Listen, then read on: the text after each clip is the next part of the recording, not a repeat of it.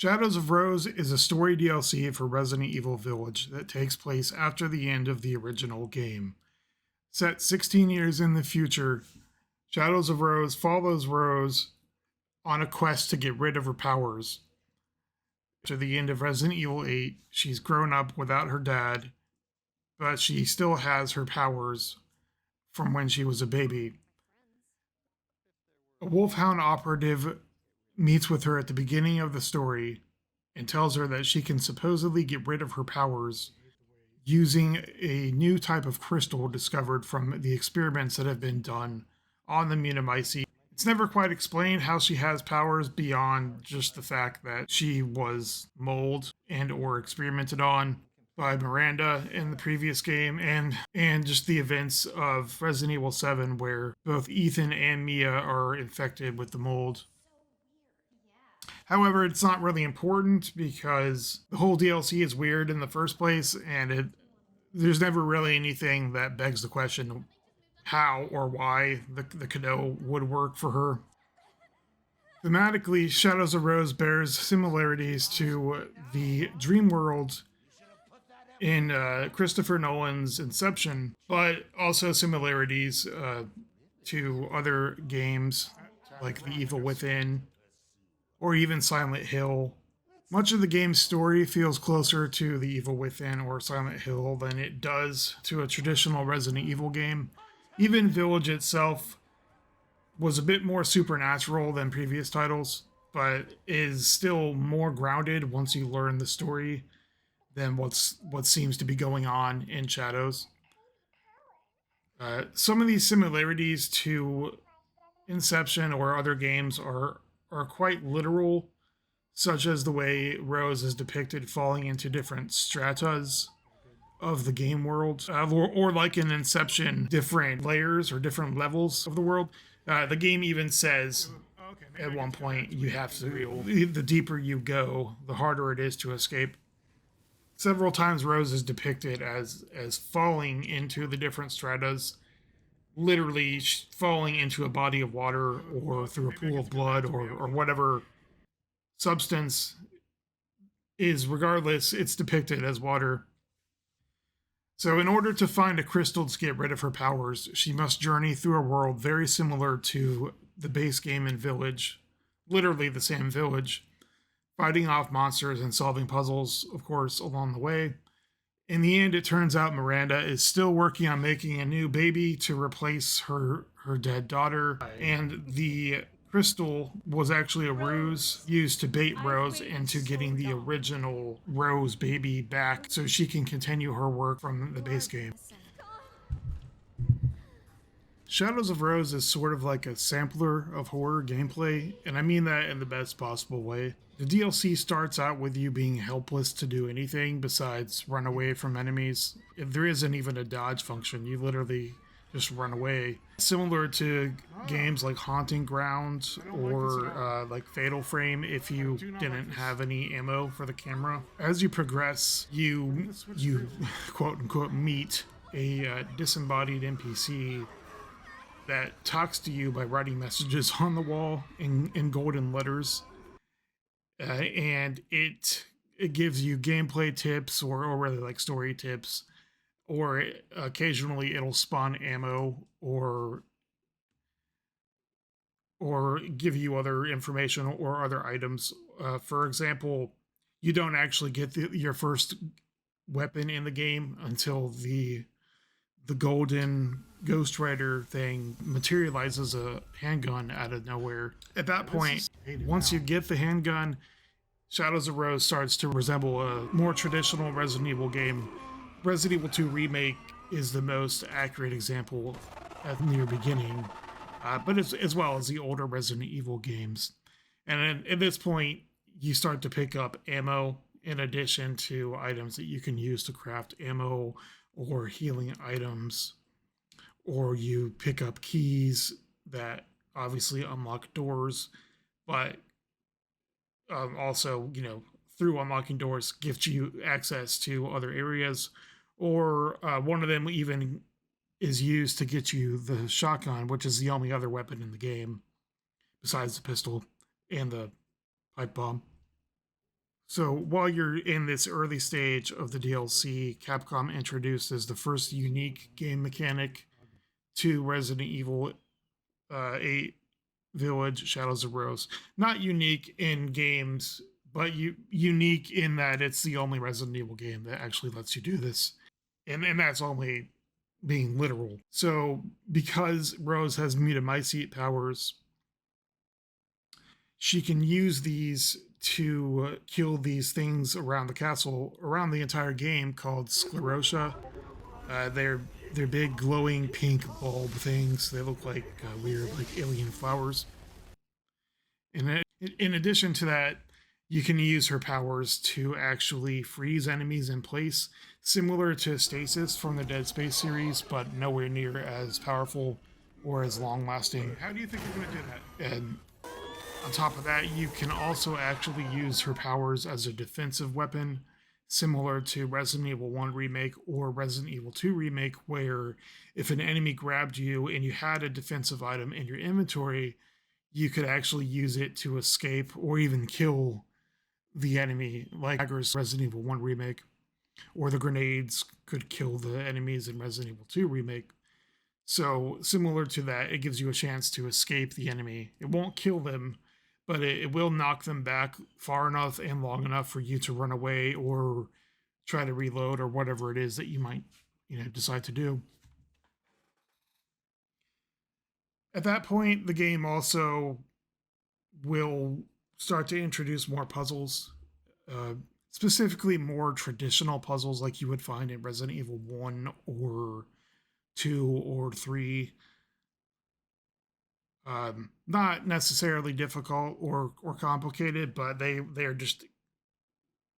very similar to the puzzles that you would face in the old games, as opposed to the newer stuff, which really doesn't count as a puzzle and really doesn't take any thought whatsoever, like the substation power puzzle in Resident Evil 3 Remake. That's not really a puzzle, and that's what I'm talking about when I say traditional puzzles. Once the first half of the DLC is over, the gameplay starts to change to resemble something more modern and definitely different than what you would be used to for Resident Evil. And this is the point where I say that the similarities to other games like Alan Wake or Evil Within or Silent Hill or the Evil Within Assignment DLC start to come into play. So in the second half of the game, Shadows of Rose combines traditional RE resource management with different gameplay, mostly stealth or kind of pure survival sections that are in other games, such as when I say the Evil Within, it's very similar to Evil Within, where you would have to hide under beds or hide in a locker in some sections of the game. Or the stealth elements from Evil Within, you would have to hide from enemies or memorize their patterns so that you can sneak past them. Specifically, the Assignment DLC Part 1, where you had that weird leg monster. It was like a TV with legs that had a giant spotlight, and it would just insta-kill you if it found you. Reminds me a lot of that, but not just Evil Within. Plenty of games, whether they're horror or not, have some stealth elements where you have to kind of just dodge enemy patrols. Specifically, in the second half of the game, once you get to what was Donna Beneviento's house in the base game, you have to solve a certain selection of puzzles, all of which seem to be about Rose kind of making fun of her childhood. And then once you do that, you'll start to notice the Mia mannequin from Resident Evil 8 will be showing up either behind you or at hallways, and it'll be moving around at random. And then that's when probably the most popular part of the DLC comes into play. Fuck this, anyway. you have to escape these mannequins playing this fucked up game of red light, green light until you can make it to the elevator and go to a different section of the game. It starts out with just one mannequin, and then as you traverse the hallways, you end up with 4 mannequins at the end.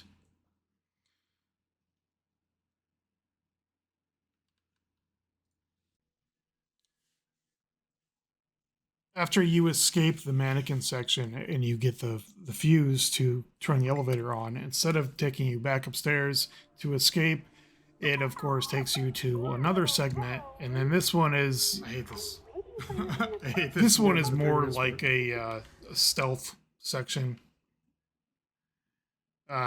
People have referred to it as hide and seek, but there really isn't any hiding or any seeking going on with the mannequins, because if you turn around and you don't turn back around in time, then you die instantly. They don't seek you because they instantly know where you are.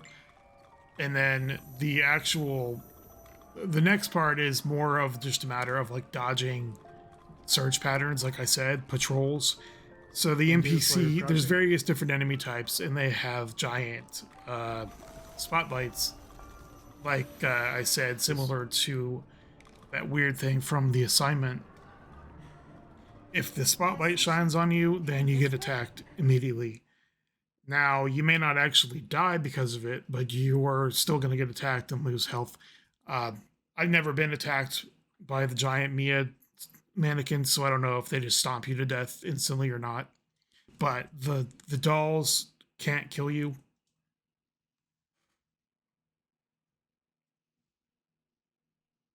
After all that's through, you eventually have to start running away, just flat out running away. And then that's where the weird blood mechanic, like the blood pools on the floor throughout the entire DLC. If you go the wrong way, if you step in the blood for too long, you get killed. You just die instantly. But the point is to escape the house, and then once again, when you escape the house, there's a boss fight, and you finally do the thing, make it to the last section of the game.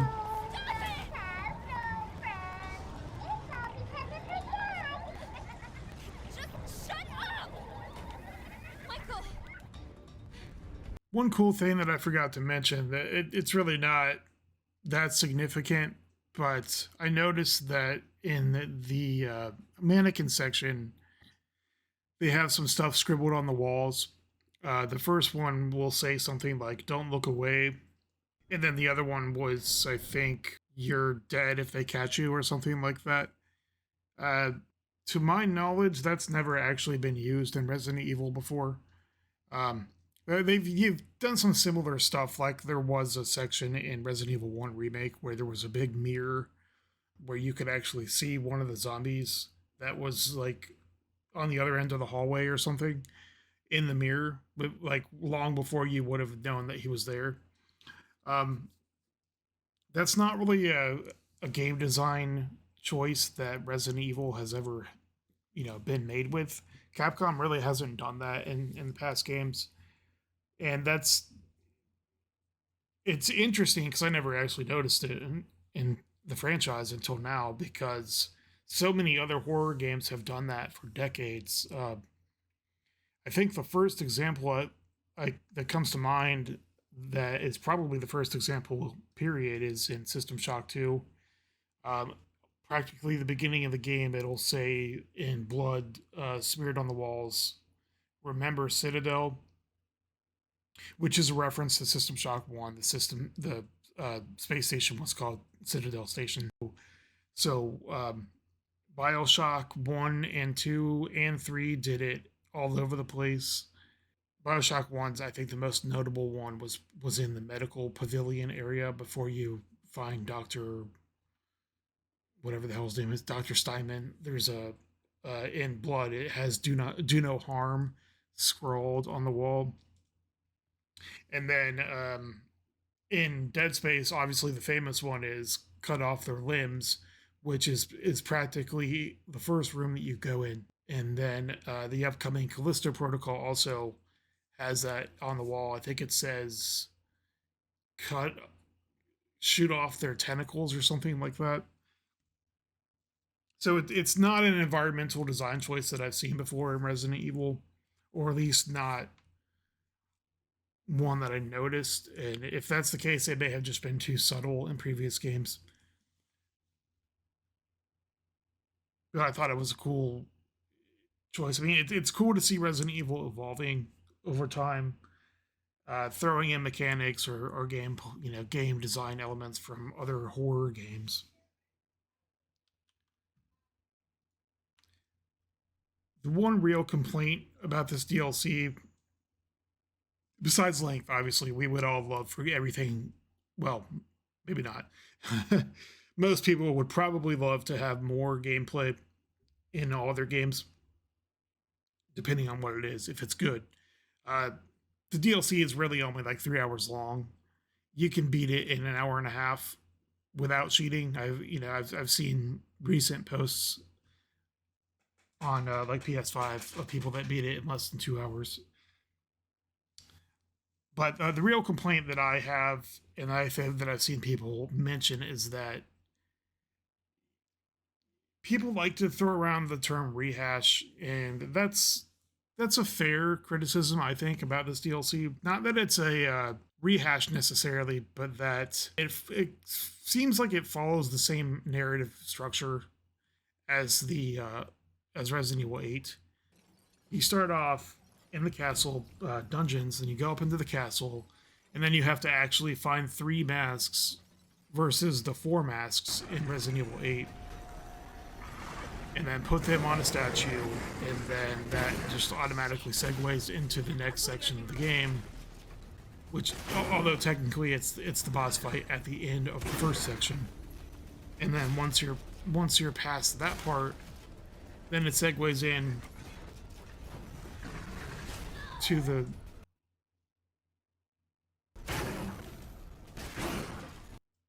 next part of the game, which is also the next part of the game in the original Resident Evil 8, being the Donna Beneviento house. And then that segment of the game actually plays almost the same as the original as well. So you go into the Beneviento house, and you start solving puzzles, and then, it turns the lights off on you. And really the only difference is, once you've solved the first puzzle in the DLC, it just starts teleporting you around, and then there's an extra layer to it where you have to deal with the mannequins and the whole, all the searchlights and the dolls and stuff. And then it again, once you're done with all that, it then segues into a boss fight in the exact same room. And not only is it in the exact same room as the boss fight in the original game, but when you get there, literally as soon as you get into the hallway to go into the main section of the house, the chromatic aberration just magically out of nowhere goes from 0% to 115%. At the exact same time, in the exact same place that the original game did for a different boss. And again, just like in Resident Evil 8, the chromatic aberration is disgusting, and you literally can't do anything about it. Even if you go into the settings, you can't stop it. So it's hard to look at. Although being in third person in the DLC, it's a little bit easier to deal with because you can move the camera around, and focus on other areas. And then on top of that, of course, once you beat that part, then you again kind of repeat the same section as Chris's section in the game, where you're running around the village shooting a ton of zombies. Not zombies, I guess. They're not actually zombies. They're referred to as Rose copies because they were attempts at recreating Rose. So they're clones that die or something, and then turn into enemies. And then after you kill those, you go into the cave, sure and then the Mega Mycete is actually there in the cave somehow. And then you go fight Miranda, and then it's over. And it even has the same ending cutscenes as the original game. So it's not necessarily that it's a rehash, but the fact that it kind of follows the same path as the original game. It's like a half of the original game rearranged. Not even rearranged, more like what I'm doing with my video, which is cutting clips and just cutting stuff and fitting it together so that it flows. One of the... All that said, I would actually call this the best DLC that Resident Evil has had since Resident Evil 5, which is also practically the only DLC it's had since Resident Evil 5. Of course, not counting Resident Evil 7. It had various DLCs, but the story DLC for Resident Evil 7 with Chris really wasn't all that good. On the contrary, for this, I actually really love this DLC. It doesn't feel like a DLC. Like, it feels like just an alternate version of Resident Evil 8. Similar to how Resident Evil 4 during development had all these alternate versions that never really came to light. But they were significantly different than the finished product because they had like supernatural stuff in them. That's what Shadows of Rose feels like. It just feels like an alternate version of the game. And to be honest, I think it feels like a better version of the game. The mannequin part and the stealth part, to me, were more entertaining and actually more scary than the stupid mutant mycete or mega mycete fetus part. Because it just honestly wasn't scary. Like, you didn't even have to hide, to be honest. If you just ran straight, if you turn around and you ran straight back and then you grab the fuse and then you just ran straight to the elevator, you could escape that section without really having to do anything besides turn around and dodge the guy. Not that the mannequins and stuff are really any different, but it was more variety than just running away from a giant baby fetus zombie,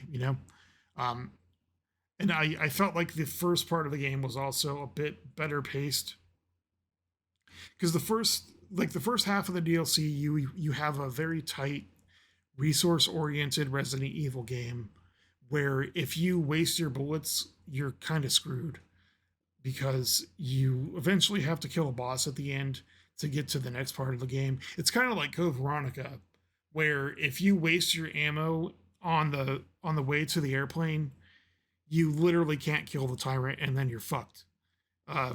That's what it reminds me of. Like, that's almost exactly how this DLC plays out. It feels like a tighter version of a Resident Evil action game.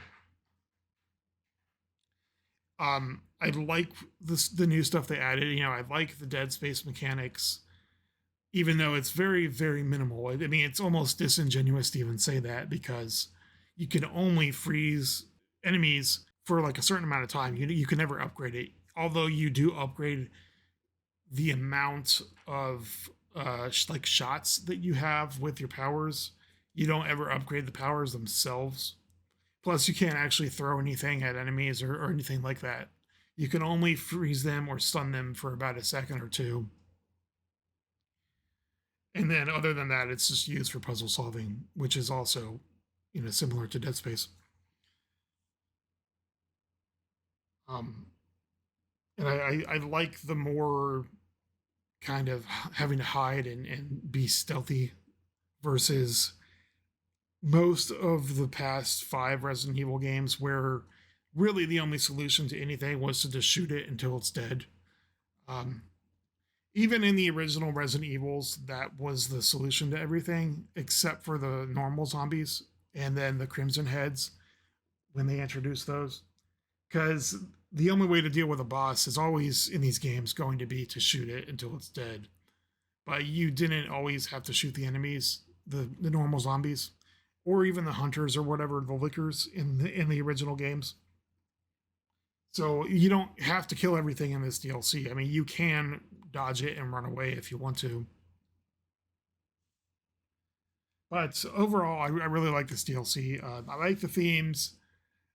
I like the visual design of everything. I'm not even gonna put that in. I'm not. Usually, I put a whole section for the visual design. I'm not gonna do that this time around because there just isn't enough to refer to. There aren't enough examples. I'll throw a couple of them up here, but really, this DLC is all about the gameplay and the story. And I don't want to give away everything about the story because I've already basically, spoiled the end of it. But just to summarize, I really do like this DLC. I think it's worth buying the entire gold edition just for this DLC. But when I say that, I mean the upgrade. I don't mean buying the entire game, obviously, the entire Resident Evil 8 gold edition just for this DLC. Obviously, that's a ridiculous thing to say. It's worth it to buy it because you get Resident Evil 8, obviously, and then you get this DLC, and then you get the additional Mercenaries content and the third person DLC. But again, I think this is the best survival horror to come out in a long time, to be honest, since Resident Evil 7. And I'm not including Resident Evil 8 when I say that. I think this is definitely better than Resident Evil 8. And obviously, there are good survival horror games that have come out recently, like Signalis or whatever, Little Nightmares, stuff like that. Anyway, that's the review. I highly recommend you buy the upgrade if you already own the game, or if you don't already own the game, maybe wait until Resident Evil 8 Gold Edition is on discount and then buy it.